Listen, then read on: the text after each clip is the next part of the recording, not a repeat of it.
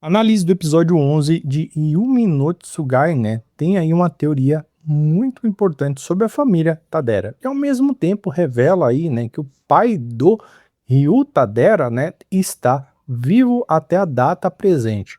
Mas não foi a nossa única revelação importante, porque finalmente entendemos um pouco mais aí sobre a questão dos poderes, ou seja, dos selos, que é o selo aí da quebra e o selo aí de selamento, né, que é o selo que o Yuri é o portador. Continuamos ainda dentro da barreira ali da família Tadera, né? Ou seja, e logo de início a gente tem algo importante. O verdadeiro mestre aí dos Tsugais, Ashinagwa e Tanagwa, né, que eu já havia citado anteriormente, que era o irmão do Ryu Tadera, que era o Ken Tadera. Mas dessa vez a gente vai ver que ele estava lá dentro do Mayogai, ou seja, dentro da barreira. Inclusive essa cena é até engraçada, né? E ela envolve o Yuri, porque inicialmente ele tenta entender exatamente qual é a questão entre relação dos dois após descobrir que ele está lá dentro. Por algum instante fica um pouco confuso. O Ken Tadera seria filho ou irmão do Dera, que é o Ryu, né? Mas a explicação finalmente ela chega e é revelado que ele é filho do pai do Dera, porém de uma mãe diferente, ou seja, os dois eles são irmãos ali, mas por parte de pai e não por parte de mãe.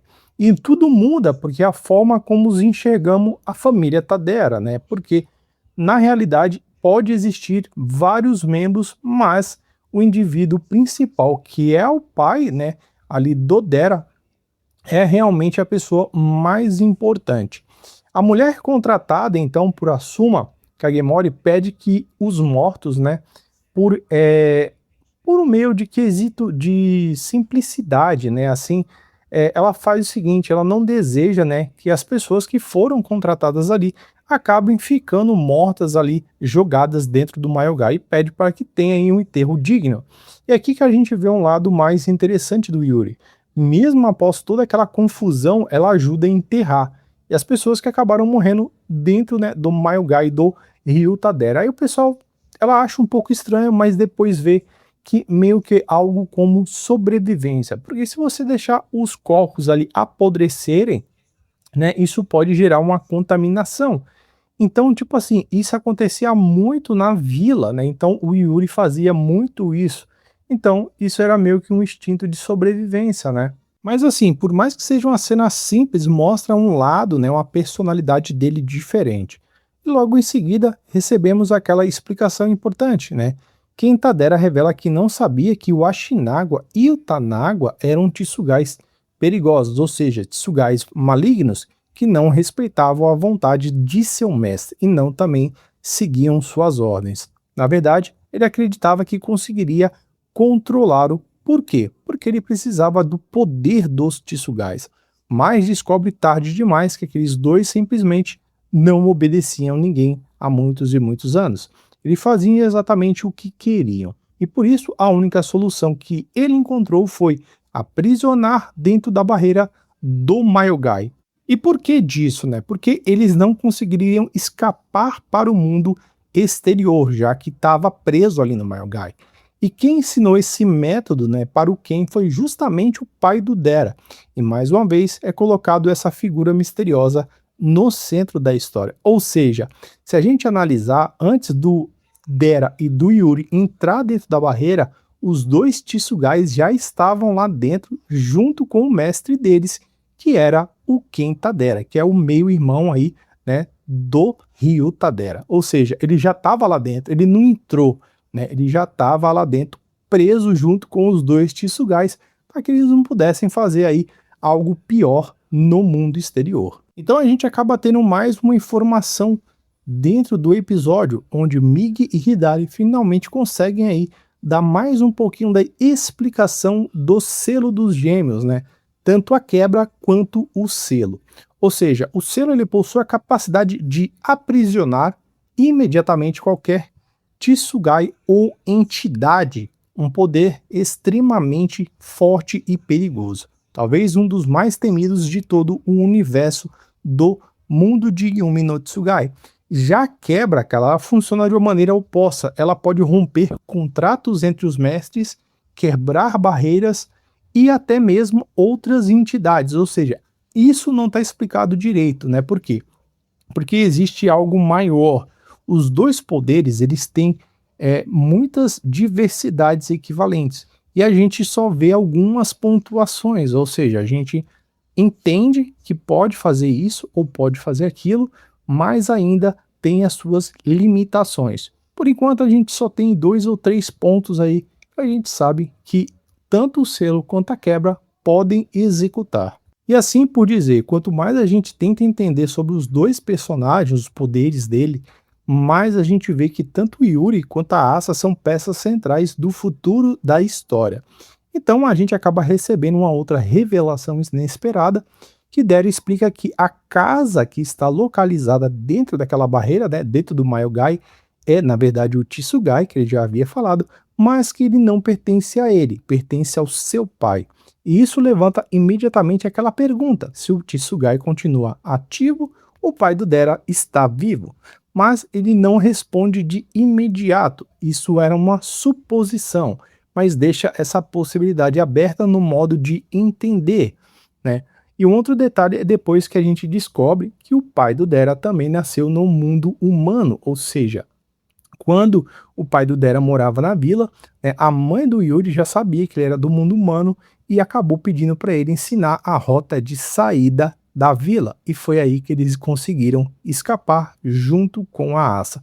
Por isso que o pai do Dera sumiu. Após ter ajudado a mãe do Yuri a fugir, ele foi meio que considerado um traidor, né? Então, como ele não podia se refugiar junto com os Kagemori, porque ele já havia atacado os Kagemori, ele decidiu simplesmente sumir. Depois disso, eles retornam para a casa da Hana, que é o apartamento, e acabam relatando tudo para ela.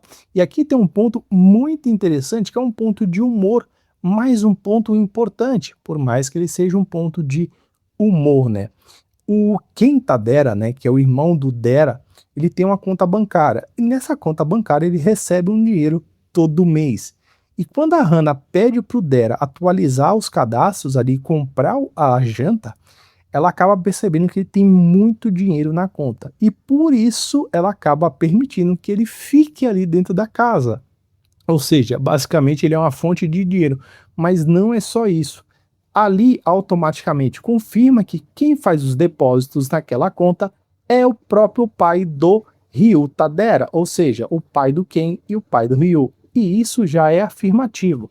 Isso discrimina que ele está vivo, né? Depois disso a gente acaba vendo meio que uma lição de ensinamento da Hana, porque o Yuri comenta que o Ken, ele não tem a intenção de matar ninguém naquela vila. E ele pede para Hana deixar ele. E a Hana faz o seguinte: demonstra que o raciocínio é algo perigoso, né? E ela faz o seguinte, ela, não é porque ele não tem intenção de matar que ele não queira te matar.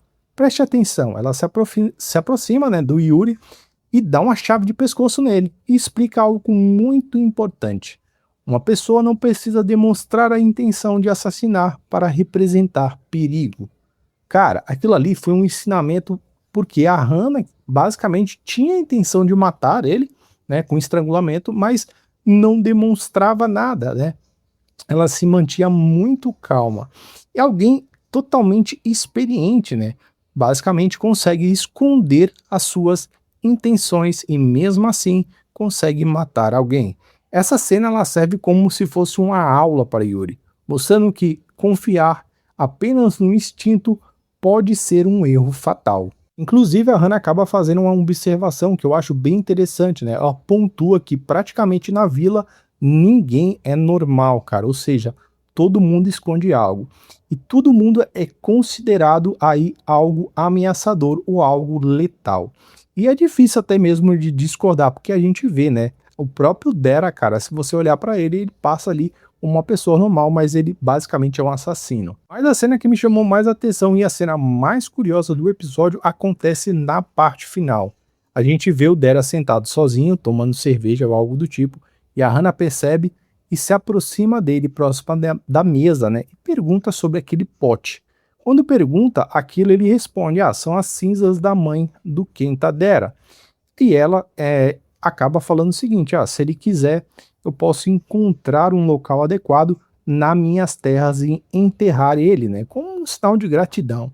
Então ela oferece, né, essa ajuda para poder fazer o sepultamento e deixar ali as cinzas em um lugar tranquilo. Mas é aí que mora o perigo, porque aqui foi o ponto que me chamou mais atenção. O Dera, ele chama ela por um apelido bastante peculiar, Hana, a coveira. E sinceramente, eu não acredito que esse título esteja ali por acaso.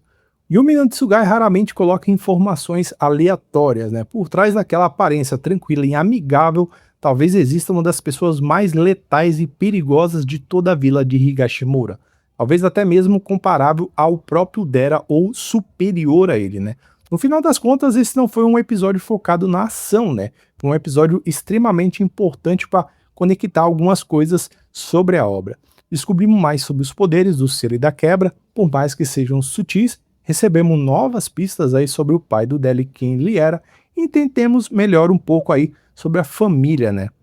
E ganhamos diversas informações aleatórias, mas informações que podem ser aí provenientes e importantes. Essa foi a análise de Yumi no Tsugai, episódio 11. Eu vou ficando por aqui, até mais e obrigado.